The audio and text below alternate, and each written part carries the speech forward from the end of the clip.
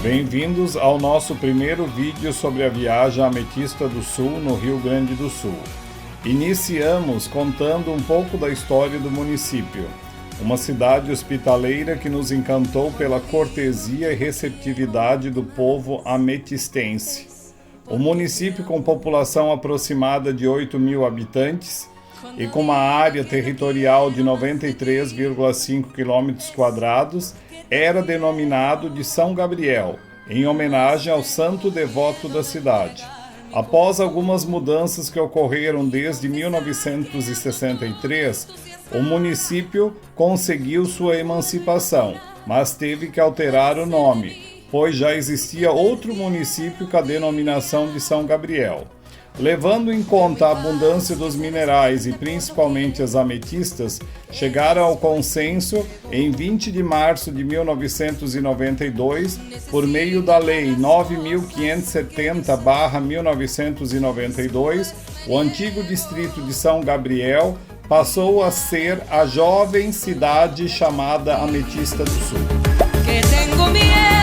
O Distrito Mineiro de Ametista do Sul contém os principais depósitos de ametista com aproximadamente 500 garimpos ativos e inativos, que são distribuídos ao longo de 8 municípios, porém, a maior produção situa-se nos municípios de Ametista do Sul, Iraí, Planalto e Frederico Westphalen, fazendo do Rio Grande do Sul o segundo maior produtor e exportador brasileiro de gemas, ficando somente atrás de Minas Gerais.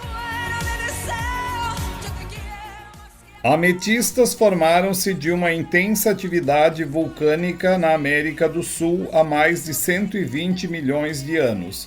O resfriamento acelerado endureceu a lava, dando origem ao basalto. No interior de alguns tipos de basalto, ficaram aprisionadas algumas bolhas gasosas que formaram geodos em suas mais variadas formas. Os veios de geodos estão em uma elevação entre 350 e 450 metros acima do nível do mar, estando a cidade de Ametista 505 metros acima do nível do mar. Atualmente, as principais minas de extração de ametista estão em Artigas, cidade do Uruguai, que faz fronteira com o Brasil, e Ametista do Sul, no estado do Rio Grande do Sul, Brasil. Para melhor compreendermos o processo de retirada dos geodos de ametista, fomos levados ao passeio por uma mina em atividade no complexo Belvedere, Minas, onde tivemos uma palestra interessante sobre como funciona o dia a dia do garimpeiro. Fique agora com a apresentação da palestra. Antes de vocês conhecerem mais coisas aí na frente, vocês vão ter uma ideia então de como é o trabalho dos mineradores, como é que funciona isso, tá? E aqui então vai ser colocado em prática toda essa técnica, e isso vai ser feito por um profissional de mais de 35 anos, que é o Kikinho, tá? Ele vai trabalhar aqui. E aqui então ele vai fazer os caminhos, né? As etapas que a gente tem que fazer para chegar a achar o tal geodo. São essas cápsulas que aqui a gente tem alguns aí na parede atrás, né? E aqui também. Primeiro passo é furar a rocha, tá? Em média 12 a 15 furos, com perfuratrizes ou marteletes, como também são chamados, tá? Que chegam a 120 decibéis de ruído e um peso de 25 kg em média. A série de furos varia, não? Média 10 furos, 12, mas pode ser mais, pode ser menos. Esses furos então depois são secados, porque na pontinha dessa broca vocês vão reparar que sai água para evitar pó, tá? E aí quando você termina de fazer esse furo, ali está a água que ficou, né? E eles aproveitam o próprio ar da máquina para secar esse furo. Tira toda aquela água, né, secando ali, e aí vem com a pólvora caseira, que eles mesmos fazem, tá? E aí então fecham todos eles com tampões de pó de pedra. Depois vai detonando, meio metro cúbico no máximo, essa pólvora pode arrancar. Exigir muito dela não funciona, é um explosivo de baixo impacto, que a ideia aqui não é fazer esses buracos aí isso aí vai ficando, é achar a peça e ela não está quebrada. Se ela quebra, dependendo do jeito que ela danifica, pode perder 90% do valor, tá? Então é muito importante tirar inteira. Isso, a peça inteira tem valor comercial melhor, porque a indústria tem a chance então de fazer os objetos que ela deseja. Vocês viram mesas, capelas, luminárias, né? E danificadas, quebradas, drusas, não tem valor comercial muito grande, porque limita eles a comercializar a si mesmo, não pega mercado internacional, né? Então o bom é tirar inteirinho, que aí então eles têm um pagamento melhor, tá? Mas, então aqui vocês vão ver tudo isso, só que, claro, numa escala reduzida. Não vamos fazer 10, 12 furos, vamos fazer um só, tá? Depois o uso da pólvora não vai ser feito com pólvora mesmo, vai ser um produto para imitar a pólvora aqui. Há riscos no manuseio do explosivo diante do público, tá? Com ele, então, pode vocês também ficar nesse risco. Ou, na verdade, não é para imitar a pólvora, na verdade é um componente da pólvora, tá? Mas o resto não está nela, que é o salitre, ou nitrato de sódio e potássio duplo. Tá só o carvão ali. É carvão e salitre, um adubo do fumo. Tá feita a pólvora nossa, tá? Então ele vai usar ali, porque há riscos. Quando ele estiver usando ela, a gente vai explicando qual é os cuidados, o que tem. É um momento ali que começa a profissão ficar entre as 10 mais perigosas, tá? Pólvora, detonação, aí é complicado, vamos pegar leve. Aí então ali do lado já está tudo pronto. Depois então a gente vai sair daqui, vamos levar vocês lá na frente, vai ter um detonador lá, tá? Um dispositivo que libera cargas de energia, tá? E 2 pessoas podem ter acesso a ele, tá? 2 pessoas podem hoje detonar uma mina, pelo menos uma vez na vida. E ali do lado daí, tá? Aí vai ter os cabos condutores, tudo, ligados à rede elétrica, aí então já está tudo pronto. E aqui então vocês vão tendo a ideia de como é o processo. Não é esse o ambiente de trabalho. O ambiente de trabalho é mais estreito, entulho, lama, muitas vezes só com bota para chegar lá, tá? Então não tem nem como levar as pessoas só com capacete. Tem que vestir vocês com vários equipamentos como bota, botar outros trajes para umidade. Então a gente limita assim, arruma esse aqui mesmo, né? E mostra aqui dentro da lei alguma coisa, tá? E ali do lado a detonação aí também funciona reduzida, 40%, talvez nem isso tá? Então uma carga menor, uma detonação pequena mesmo, só para vocês terem uma ideia de como é aqui embaixo, tá? Vocês estão debaixo do Hospital da Adventista do Sul agora, só para vocês terem uma ideia, tá? Então a cidade, muito obrigado. A cidade inteira tem galerias por baixo, tá? É difícil um ponto que não há um ponto de extração, né? E aí então o que acontece? Se você tirar tudo, então tem que deixar alguma coisa para trás, tá? Então, como a gente tem que deixar sustentações e pilares, a gente não tem aparelhos para saber onde as peças estão por aí, a natureza não dá dicas, então a gente não tem uma certeza de vai estar no caminho certo. É na sorte, palpite, intuição, e assim nós vamos indo, tá? Se vocês acharem que nós seguimos alguma coisa, nós temos uma camada fértil. Agora dentro dessa camada, aí vai na sorte. Pode ser que deixemos as mais bonitas nesses pilares aí, ou não também. E assim nós vamos indo, tá? As empresas têm concessões ou lavras de autorizações para explorar áreas, né? E aqui nessa cidade não é uma só, são várias famílias que conseguiram essas lavras e estão explorando debaixo desse chão. E muitas vezes elas se encontram uma com a outra. Então é possível atravessar a cidade fora a fora, debaixo do chão. No final, eu vou mostrar para vocês que isso não é interessante, para quem não conhece a área. Porque às vezes tu vai e vai dar de cara com um monte de entradas, né, ou galerias. Mas e aí, qual delas que vai levar você para fora? Né? Talvez tenha algumas que vão te deixar no mesmo ponto. E isso vai passar o tempo. E mesmo que você tiver uma lanterna, e se ela acabar ali, eu não sair ainda? Como é aqui embaixo? Né? Então, vocês no final, antes de detonar, a gente vai fazer essa experiência. Vou desligar um pouquinho essa luz, vocês verem como é. A pior escuridão do mundo, tá? Isso. Peguem quem tiver do lado, né? Fecha o olhinho. Isso. Fecha o olhinho, chora, quieto, aguenta, tá? Agora, se a gente encontrar alguma coisa, tá? Como é que a gente vai identificar? Ela é mais verdinha, os geodos são mais claros.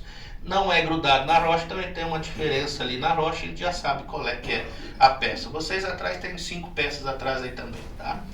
Então, como é que eu vou agora saber o que é que eu encontrei? Se for ametista, quartzo branco, rosado, gipsita, calcita, calcedônia, né, aquelas maciças, né? Eu não sei o tamanho, pode ser uma peça de 1 kg e pode ser uma peça de 7 toneladas, que nem vocês vão ver daqui a pouco aí na frente, que dá para entrar dentro para tirar uma foto, tá? E então, para vender, o cara que quer comprar também quer saber isso, né? Então o único jeito aqui é fazer esse furo. Aqui também o minerador quer saber o tamanho, porque o próximo passo é esculpido, manual. Você vai esculpir a peça. Vai pegar a marreta, a talhadeira e vai começar a bater, tirando a rocha. Então, se eu não tenho ideia do tamanho da peça, eu posso estar ali quebrando uma peça e isso vai perder valor. Então, olha bem, descobre bem o que é o tamanho. A maioria delas são bocadas. Mesmo fazendo esse furo, não adianta você olhar, a não ser que você coloque uma luzinha como essa lá dentro. Pronto, e assim a gente vai entender o que realmente achou, né? O cara que vai vender vai fazer essa avaliação, aqui ele já vai saber mais ou menos o preço por quilo. O minerador, o comissionado dá um interesse maior agora, o comissionado por quilo.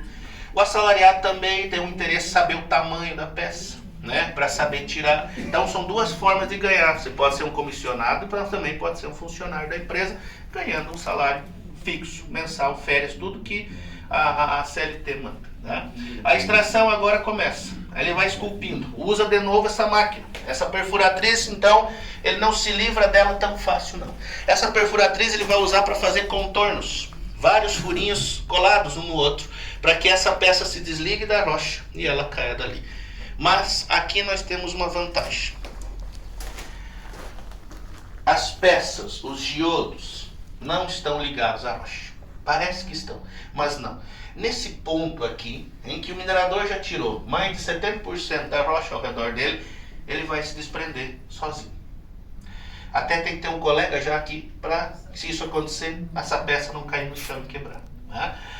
Por quê? Porque essa formação que vocês estão vendo de minerais, ela aconteceu depois. A rocha já estava aqui há milhões de anos. Mas aí por volta de 130, 135, começa então os primeiros aquecimentos do aquífero Guarani. E o aquífero é uma rocha cheia de água, arenosa, né?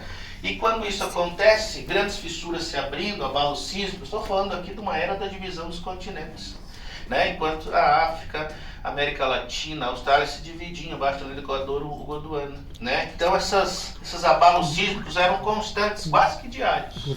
E grandes fissuras se abrindo, né? Como se ali fosse uma panela de pressão, um manto embaixo aquecendo essa água e ela aqui, né, pressionada. E quando um abalo sísmico acontece, é que nem você puxar aquele pitinho na panela de pressão, mesma coisa.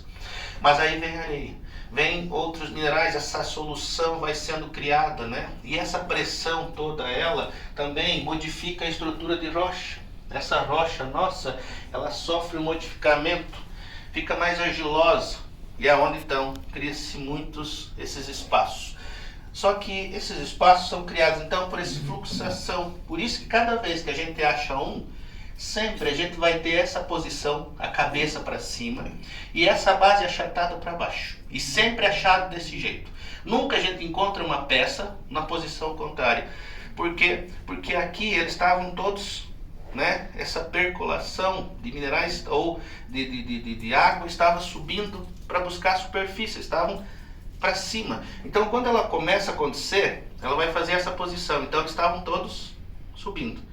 E a base se achata porque embaixo havia uma pressão tentando ainda empurrar ela. Por isso que elas são nessa posição, parece cones, tá? Que quando cortamos no meio, fica aquelas capelinhas nas lojas, nos montes, né? Por causa disso.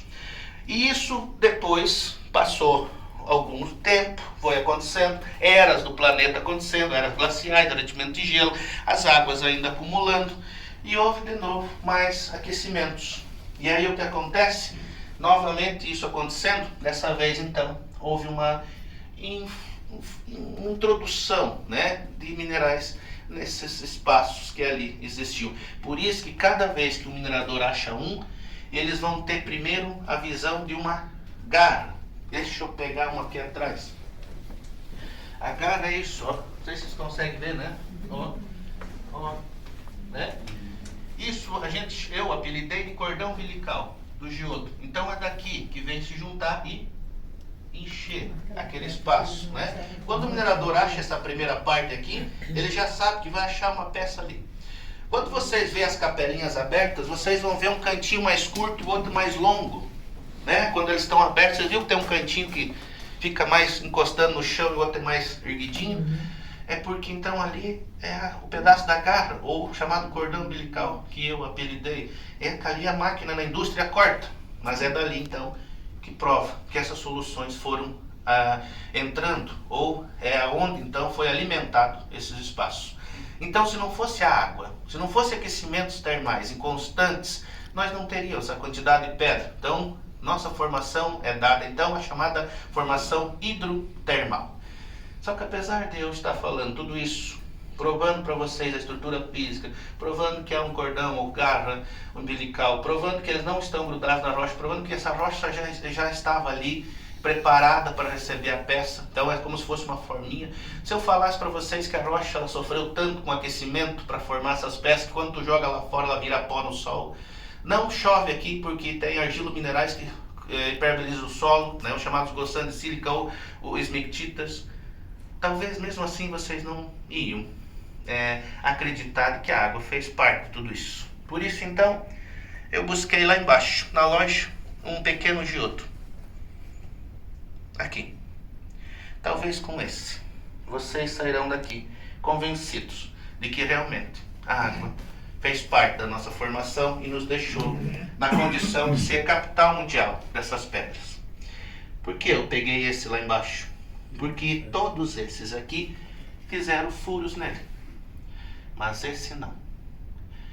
Com o passar do tempo, os minerais vão se cristalizando num resfriamento que chega a 50 graus. Mas quando esse processo é interrompido, a menos 50 graus, nada mais acontece. Ou seja, hoje não há mais formação dessas peças. É um mineral finito. Então, olha só, o que muitos ainda seguraram dentro deles. A última prova, que é a solução, que possivelmente está aqui há 30 milhões de anos. Ou águas mineralizadas. Se você quebrar, sai água. Todos eles, quando furados, o minerador muitas vezes toma um banho desta água. Água milenar. As águas que ali estão, ainda sobrando da formação. Aquela solução resfria-se, mas que analisada ainda contém muito cálcio e ferro. Minerais que muitas vezes, no corpo em excesso, pode dar problema na vesícula, no rim, no sangue. Então o correto não é furar essas peças e beber dessas águas. Mas claro, essas informações só conseguimos agora, nos últimos 15, 20 anos, em que os geólogos então vêm à cidade, fazem estudos, né? Mas e antes? Quando os nossos avós e nossos pais davam de cara com ela? A sede do trabalho, aquela límpida, cristalina, temperatura de mina, e ele encostava nas suas mãos. Vê se eles acham que eles resistiram. Não, e eles olhavam, mas olha, aqui não temos nenhuma fossa aqui ao redor. Eu acho que essa água é boa. E ali bebiam. Não dava dor de barriga. Mas o excesso de cálcio, claro, eles não sabiam desses minerais em excesso, que só em análise podem identificar. Tem muita gente até hoje que está com problema de rim, na vesícula, no sangue. Hoje então fura, deixa embora, mas tem muitos mineradores que carregam essa tradição. Não desgrudaram dela. Viram o pai e o avô fazer. É aquele momento, então, lavar a mãozinha enquanto ela sai, beber ali 2, 3 golinhos. E deu. Mantemos a tradição. Por quê? Porque virou uma tradição. Cada vez que achava uma peça, era como se a gente estivesse comemorando esse achado ao beber dessas águas. A gente chamava o colega, venha, beba, e ele também bebia, coletavam, claro. Então virou uma tradição beber da água da peça. É como se fosse uma ligação, não de sangue, né? Não aquela que tu corta a mão e sela as duas, mas se eu beber dessa água, agora eu sou teu e você é meu. Há uma ligação no achado. mas também como se fosse realmente uma comemoração. É como se eles estivessem no final de uma corrida de Fórmula 1, em que eles subissem no pódio e lá, né, tocasse o hino, erguesse o troféu, né? Mas ali no pódio, no final, tem ali um champanhe.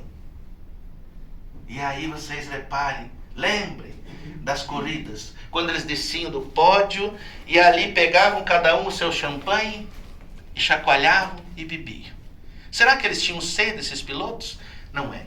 É uma tradição, beber o champanhe da vitória. Talvez aqui o nosso troféu seja esse.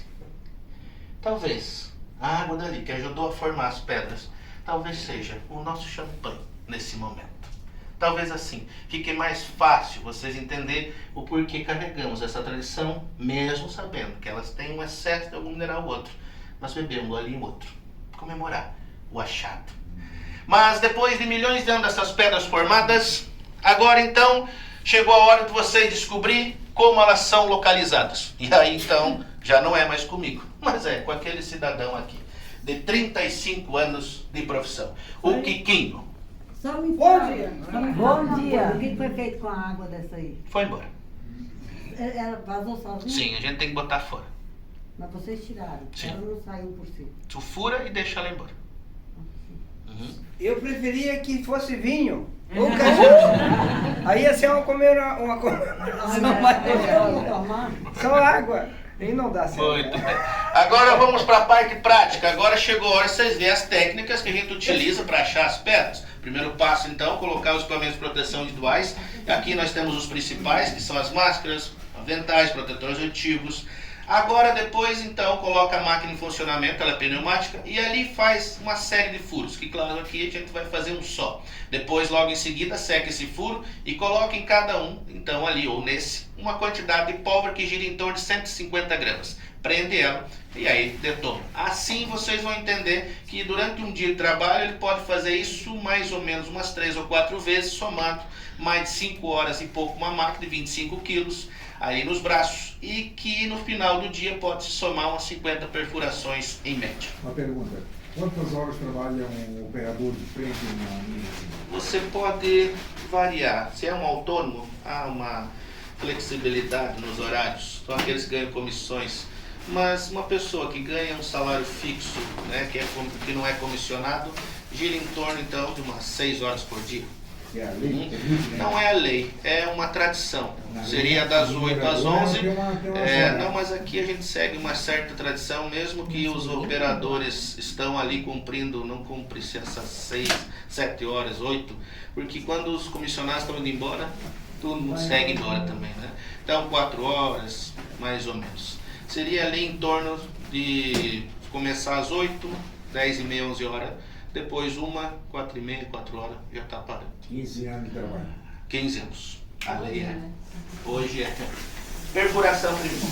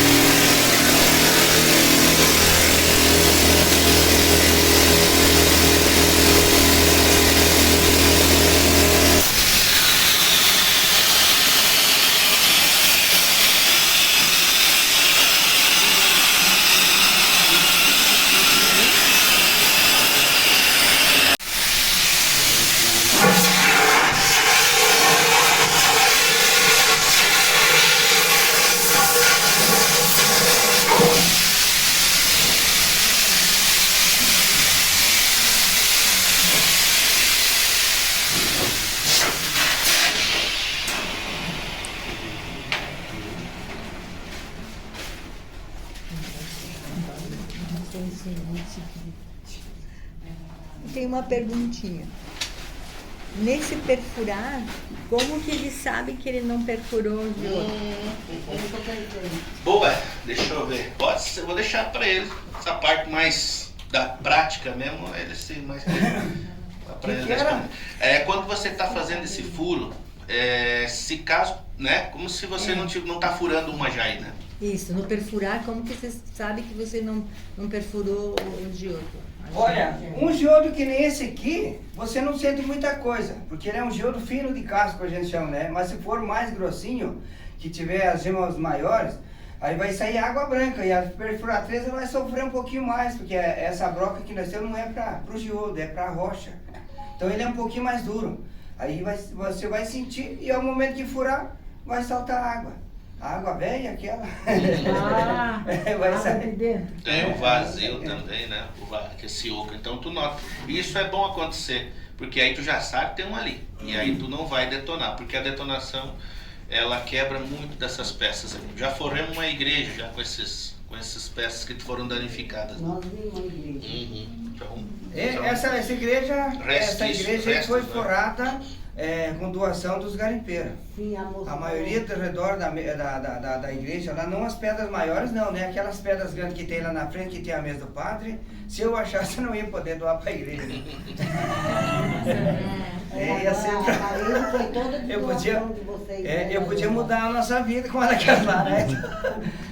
Se eu e o Elton fosse dono da empresa, da mina, 60% era dele e 40 mil. Aquela pedra maior lá vale 100 mil.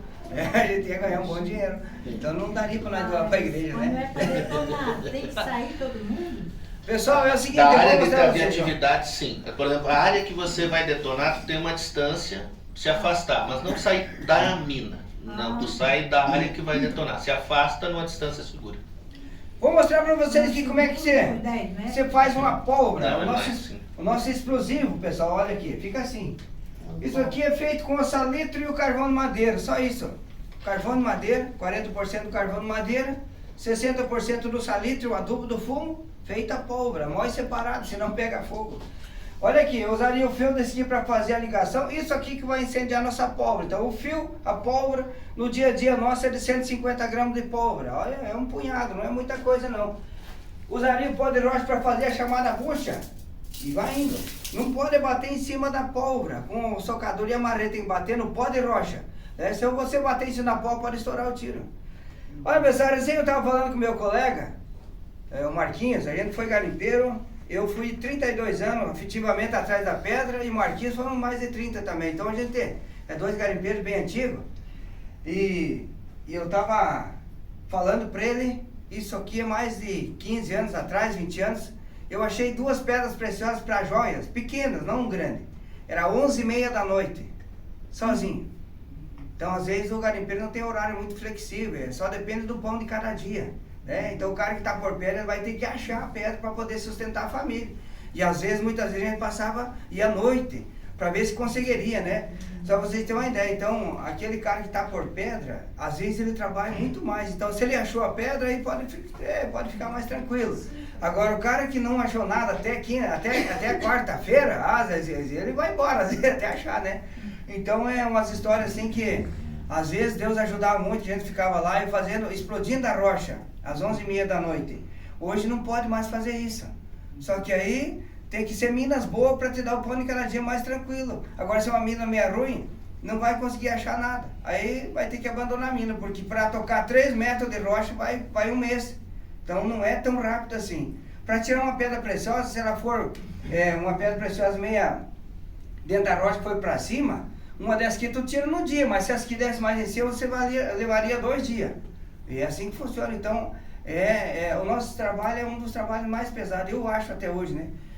Então é mais ou menos assim, rezar para achar, reza para tirar inteira, já começa a rezar na detonação para não morrer.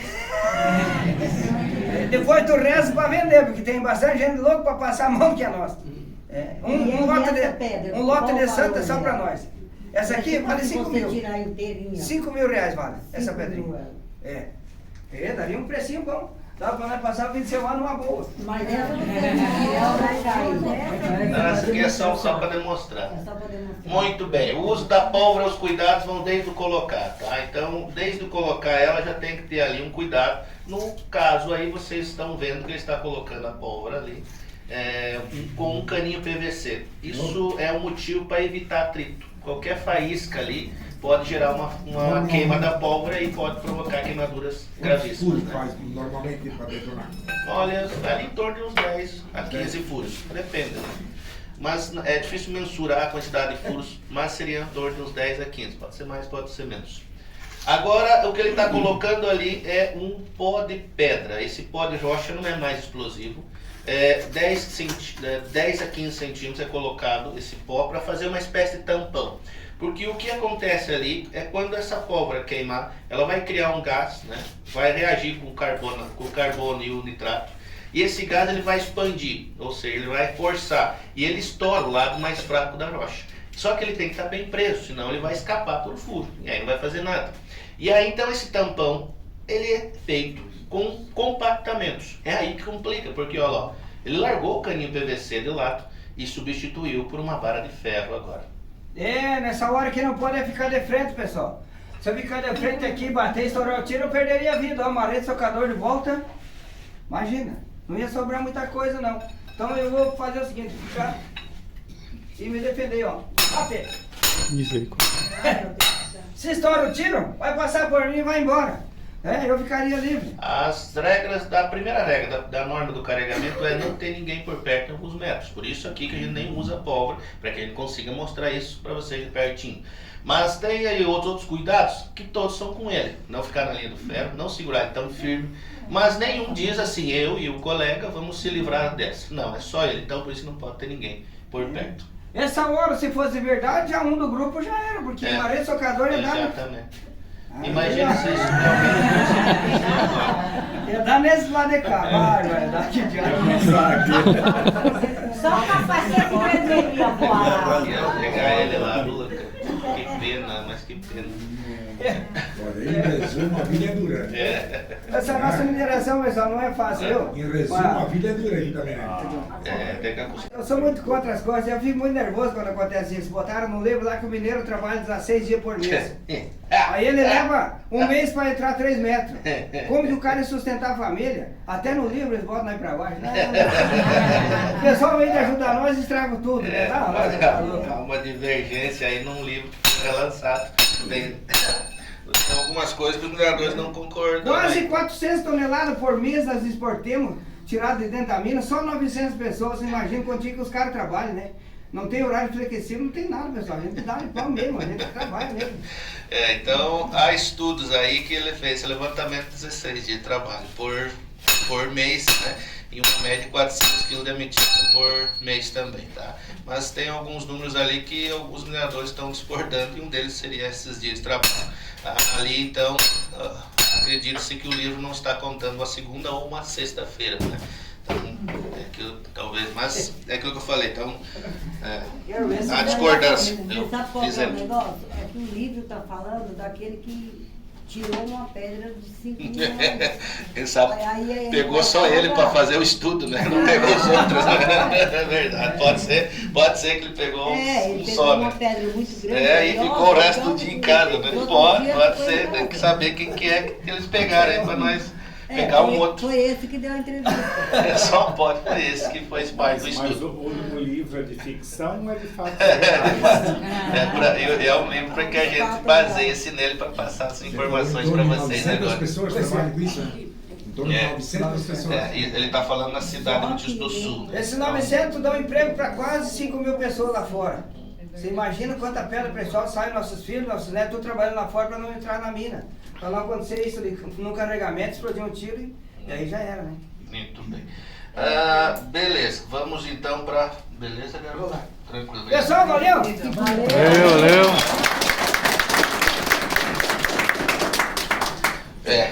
Muito bem. Eles já me mandaram rasgar umas 5 páginas desse livro já, quando eles Né? Então eu falei, não, tem que próxima segurar, tá? vez, da próxima Então vamos então fazer a experiência que eu tinha prometido antes da gente partir para a detonação, tá? Aqui vocês viram algo restrito, deu para vocês terem uma ideia como é a atividade, e olha que isso aqui que a gente mostrou foi algo controlado, não é um exagero, né? Os caras ficam ali horas com a máquina. O entulho, a lama, é só de bota, um lugar mais escuro, né? Mais um breu, né? Uma luzinha no capacete, muito mais salubre a área que eles trabalham Esse mesmo, tá? entulho é tirado com o quê? Hoje a gente usa bobcat para fazer a retirada desse entulho. Aham. Então vamos entender como seria se a gente realmente ficasse numa situação como essa. Ui. A pior escuridão do mundo. Lembrem dos meninos da Tailândia, há mais ou menos 5 anos atrás, que ficaram mais de 10 dias presos numa situação parecida. Lembrem dos chilenos em 2010, que também ficaram nas primeiras semanas também. Essa situação é para que vocês entendam como seria, né, ficar num lugar como esse. Aí vocês já vão entendendo aqui algumas situações que já acontecem. É pegar na mãozinha muitas vezes do outro do lado, dar uma segurada. Aí já tem gente que tem medo de altura, já começa a imaginar. Depois, perceber direção. Depois também tem uma situação que é alucinações. Todos esses dois relatos temos indícios de pessoas que começam a ver coisas no meio dessa escuridão. Mas aqui então é uma prova de que realmente nós não fomos criados para essa coisa, né? Para as trevas, como chamamos. Nós, seres humanos, fomos criados para a luz, para viver bem, para viver em paz e viver em harmonia com a natureza. Tudo que nós precisamos, ali está. A natureza nos dá. Mas claro que muitas vezes nós, seres humanos, somos muito vaidosos, gananciosos, e aí viramos as costas para o que Deus nos deu. E vamos em busca de algo maior, quase que ser igual a Ele. Criar coisas, inventar objetos e criar situações na nossa vida que vão nos levando muitas vezes para essa escuridão. Ele deixou nós na luz, mas nós criamos situações na nossa vida em que nos levamos nós mesmo para a escuridão. E olha só, e aí é ajuda de remédios, é ajuda profissional. Tem gente que não, mesmo assim, não sai da escuridão. Aquela pessoa que não vê mais futuro. Aquela que olha para o passado, nascimento de um neto, filho, alegria com os amigos, ela acaba esquecendo. Aquela que olha para o lado e não vê nem quem está ali. Quem está querendo ajudar e quem pedindo ajuda, talvez. Essa escuridão está nesse coração e nessa mente. Porque ela quis. Às vezes tem situações fortes, perda de pessoas muito próximas, a saudade curtida, é difícil, mas faça que nem eles, os mineradores. Fure essa rocha. A jazida é a vida. E ali as pedras preciosas são os momentos bons. E nem sempre vai ter momentos bons. Tem meses que esses mineradores ficam 2 a 3 meses sem achar nada. E ali na tua vida vai ter obstáculos. Vai ter momentos que nada vai dar certo. Mas fure essa rocha. Coloque a pólvora, coloque o ânimo ali e detone. Ultrapasse para chegar na sua pedra preciosa, que é a alegria, que é o bem, viver com os outros. Não levem a vida para essa escuridão. Olha como nós não fomos criados para isso. Mas se alguém fez isso e que ajuda profissional e remédio não deu certo, nós temos uma dica aqui, lá na frente. O altar armado com a mãe. É ali que eles dobram os joelhos e pedem proteção para achar algo. Mas agora, se alguém está com esse coração assim e que não consegue achar sua pedra preciosa e a sua alegria por motivo ou outro, ajoelhe-se lá e pede então a chamada luz divina. Sou caipira, pirapora nossa, Senhora de Aparecida, que ilumina a vida escura e fundo trem da minha vida. Sou caipira, pirapora nossa, Senhora de Aparecida, ilumina a vida escura e fundo trem da minha vida.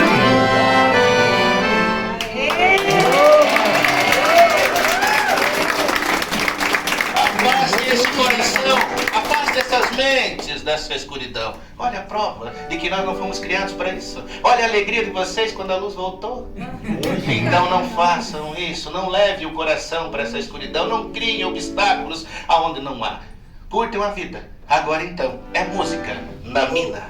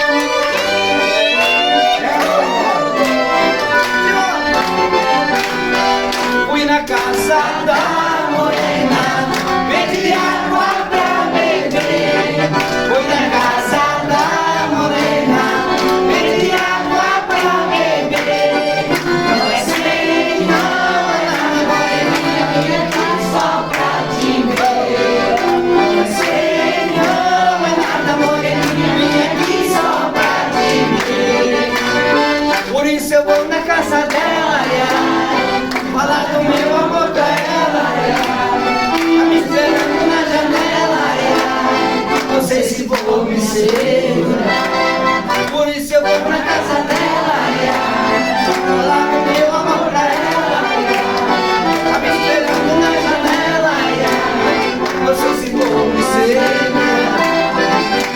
Chora, chora, chora, Carolina, esse choro é bom de chorar. Canta, canta, canta, Carolina, quando tem vontade de cantar. Mas chora, chora, chora, Carolina, esse choro é bom de chorar. Canta, canta, canta, Carolina, quando tem vontade de cantar.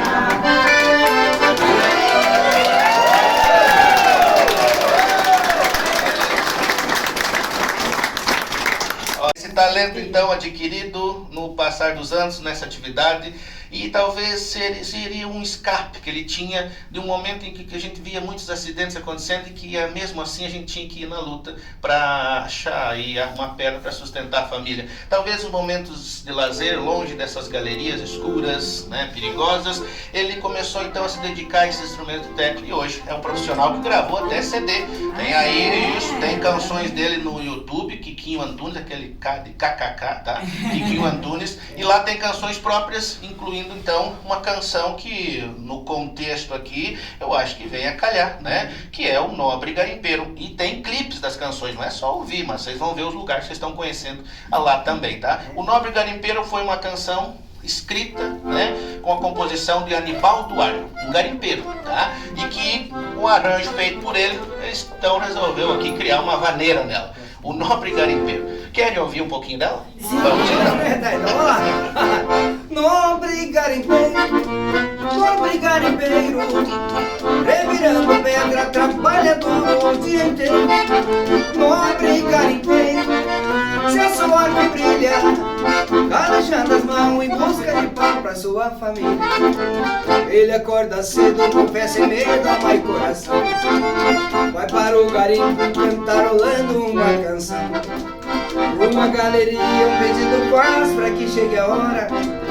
Antes de entrar, faz uma oração pra Nossa Senhora. Levanta a pedra bruta, menor batuta, se ajoelha, chora de alegria e agradece a Deus pelo grande dia. Um dever cumprido, uma nova vida e um cristal à vista. Chegou finalmente do céu um presente, uma ametista.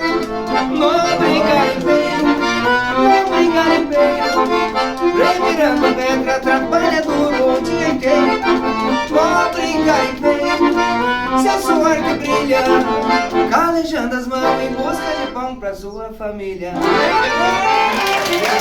A gente pede, primeira coisa é pedir pra Deus pra ficar o dia inteiro vivo e amanhã também, aí vai, né? Sempre agradecendo ao nosso Pai Eterno pelo dia que passou. Não vai dormir sem perdoar ou sem ganhar o perdão, porque eu acho que a realidade da vida é essa. A gente não pode ser mais que os outros e nem ser menos também. Tem que ter aquele padrão de vida. E muitas coisas tem que passar pelo ouvido e sair no outro e a gente esquecer tudo. Porque senão a vida para. E é o momento que a vida para, já você começa a sofrer. Então você tem que seguir. O passo está ali, o caminho está ali, é só nós ir embora. Mas tem que pedir a proteção dele. Tem tantas coisas boas que acontecem na vida que vale a pena agradecer, para acontecer de novo. Olha aí, eu vou fazer um pedacinho de uma canção, quero que vocês me ajudem. O que é que eu sou sem Jesus? Nada, nada, nada. Sem Jesus, o que é que eu sou? Nada, nada, nada. O que é que eu sou sem Jesus?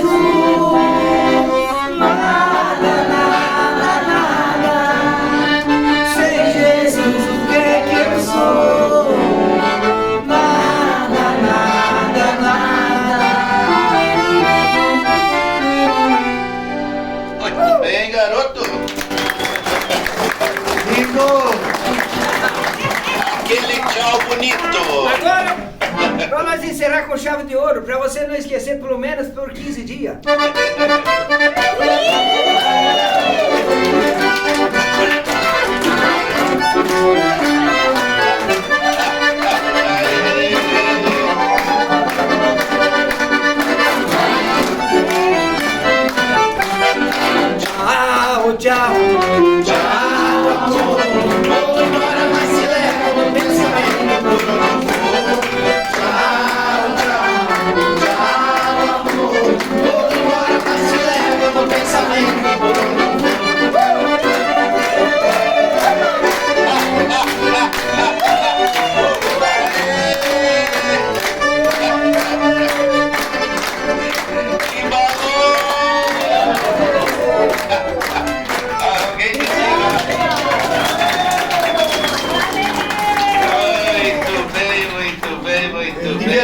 ligado no Fundo da Gruta? É, Fundo da Gruta, boa. Esse nome, ele mudou, essa canção era Fundo da Gruta, mudou pra nós.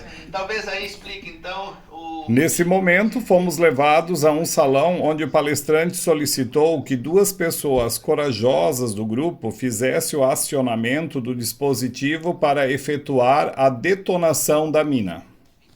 Olha, mas antes vamos testar o equipamento. Só isso, não só testar, ó. Uma chavezinha de teste prova que realmente esse detonador libera uma carga de energia que dá o curto lá, tá? Mas antes de vocês baixarem aqui, gritem fogo. O fogo é um alerta. É como se vocês fossem dar o último aviso. Se tiver alguém, saia daí que eu vou detonar. Seria esse o motivo do fogo. Então, não façam essas carinhas. Vocês têm fogo sobrando. Vamos gastar um pouco aqui, tá? Isso. Para vocês que estão aí assistindo, apesar da detonação ser pequena, reduzida, mesmo assim eu acho interessante dizer que isso é um banheiro. Pode botar um você também.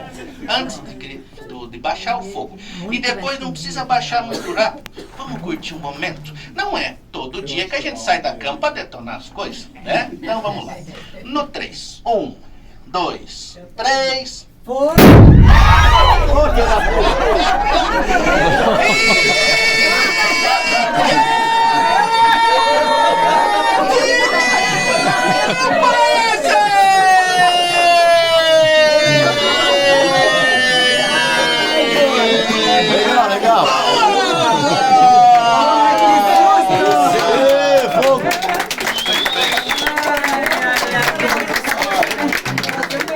Até a fumaça ir embora, sigam o Marcos nessa direção, até nós.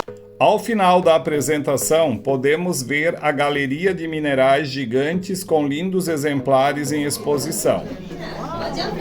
Pode chegar. Aqui na frente eu tenho uma ametista com formato natural de coração. Essa ametista foi cortada a base dela fora e ela foi deitada para frente aí. Então apareceu o formato de um coração na pedra. Tenho 2 ametistas grandes aqui, uma de cada lado. Dá para entrar dentro delas para tirar fotos. Aqui à minha direita, 6 toneladas. À minha esquerda, uma ametista de 5 toneladas. E lá na frente eu tenho uma ametista de 8 toneladas que dá para entrar também para tirar fotos. As 2 galerias, elas se ligam aí na frente, dá para vocês entrar por uma galeria, voltar pela outra. Não tem perigo de se perder, podem ficar à vontade. Se precisarem de ajuda, alguma dúvida aí, é só me chamar. Pessoal, se a gente vai olhando lá pra frente,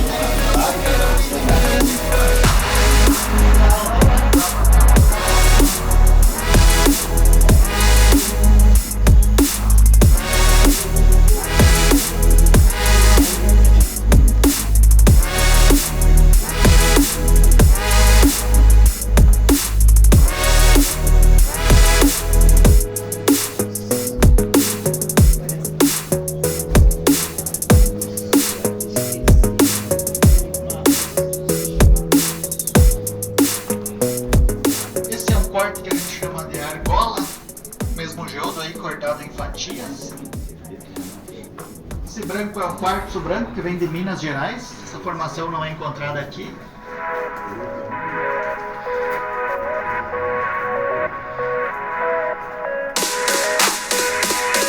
Alguns em formatos de animais, como a cobra esculpida na rocha por um artista uruguaio.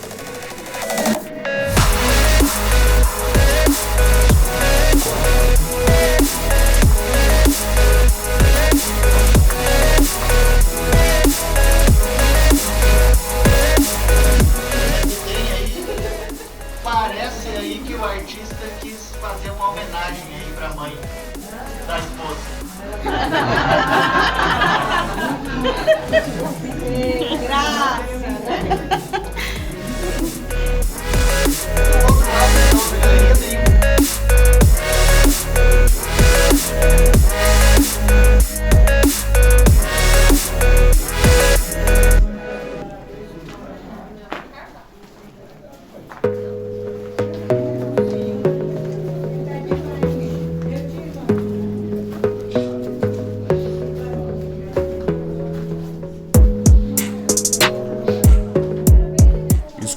esculturas em forma de peixe.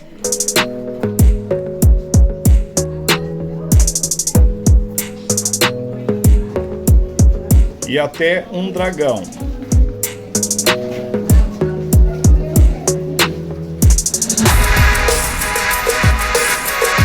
Em algumas é possível adentrar para tirar fotos.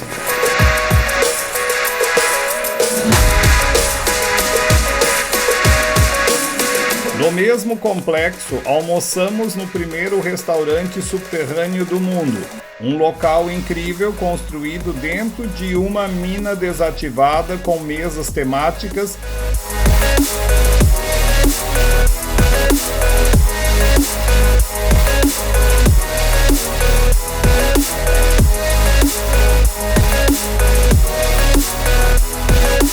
e lindas obras de arte.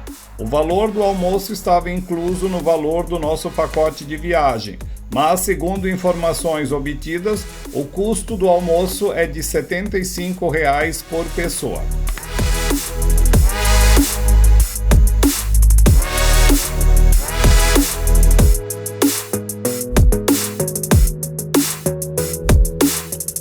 O local ainda possui um café com uma piscina termal ao lado, além de degustação de vinhos e chocolates. Você também pode visitar a loja que vende diversos produtos, entre eles as ametistas.